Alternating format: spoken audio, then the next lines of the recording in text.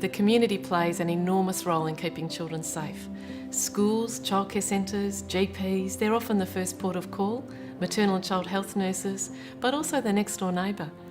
Police are central to good practice, and whatever family and friends can do to support children and to support women in these circumstances, and sometimes it's picking up the child to go to the basketball practice. It's keeping the routine, keeping the normal things that help kids to feel like they're grounded.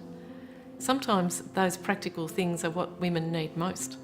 To support both the mother and the child, I think it's really important to think about the mother as the greatest resource that that child has in terms of keeping the child safe. And to be able to do that, we need mum and child to be able to communicate with each other. So being able to think of ways where you might be able to have a talk to the child in the company of the mum, but also providing mum opportunities where she can say not only how it is for her, but how it is parenting and how it is for each of her children, who may all be having their own different experiences. What she needs is your validation, your affirmation that she's a good person, she is smart, she's going to get through this, there is a way out, and that she's not on her own. I think it's important to try and understand the child's situation as much as possible. An outsider looking in can never know exactly what's going on, but children are wanting to be able to talk to someone about what's happening for them. They may be very fearful to tell someone, but at the same time, if they're given the opportunity and if they know that it's someone they can trust, then they will open up about what's going on at home. The signs that a child might be experiencing domestic violence are sometimes the ones that are most obvious are the ones that people may notice, and that might be acting out behaviours or aggressive behaviours towards peers or towards others. Many children living with violence can actually be doing well at school and are quite resilient. So it does depend on the quality of the relationship, their attachment, their temperament, a whole lot of other protective factors. But on balance, we know that children are impacted negatively. Sometimes children are very angry towards their mother, even though their mother isn't the cause of the violence, but they react to her because she's not behaving in a way that her partner wants her to behave, and the children will feel, particularly if he's saying to the children that she's not doing her job or not doing things the way he wants them to, the children feel that resentful that she should just fall into line and then their lives would be easier.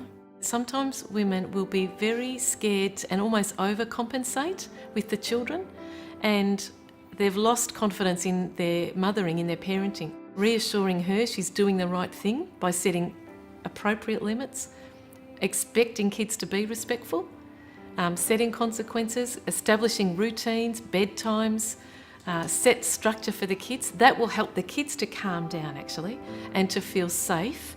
And they won't feel safe unless they sense that actually now mum's in charge.